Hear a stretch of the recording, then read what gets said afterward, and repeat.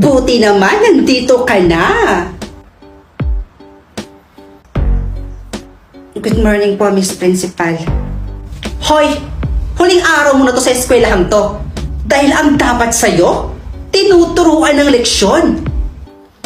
Miss Christine, uminahon kayo. Kaya nga tayo nandito para maayos na yung problema ninyo. Miss Principal, sa ginawa niya sa kapatid ko, buo na ang desisyon ko. At ipapatanggal ko sa eskwelahan to ang batang ito. Miss Christine, ano bang dapat gawin ni Miss Santiago para maayos na natin ito?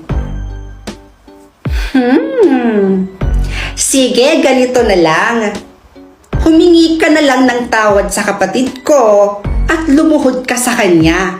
At eto pa, dilaan mo ang mga paa niya. Ano? Gago ka ba? Huh, ano kayo? Sinuswerte? O ayan, kita nyo? Kita nyo kung gaano kabastos yung bata na yan. Aba, tanungin nyo rin kaya yung kapatid nyo kung sino sa aming dalawa ang mas bastos. Hoy, ikaw na nga itong may kasalanan sa kapatid ko nang babaliktad ka pa. Ano ka bang klaseng ate? Ano kang klaseng kapatid? Ano yun? Habang nagluluto ka, nakalimutan mong lagyan ng apoy? Aba, sumusobra ka na ah.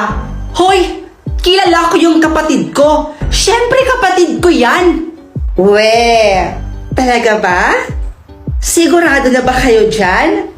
Baka naman habang nagluluto kayo, gusto na niya kayong saksakin patalikod.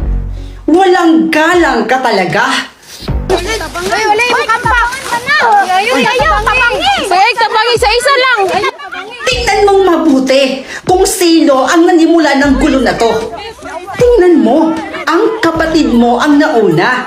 Siya lang naman kasi yung nangbugbog sa akin. Tapos ngayon, gumanti lang ako. Ako na yung bastos. Ako na yung masama.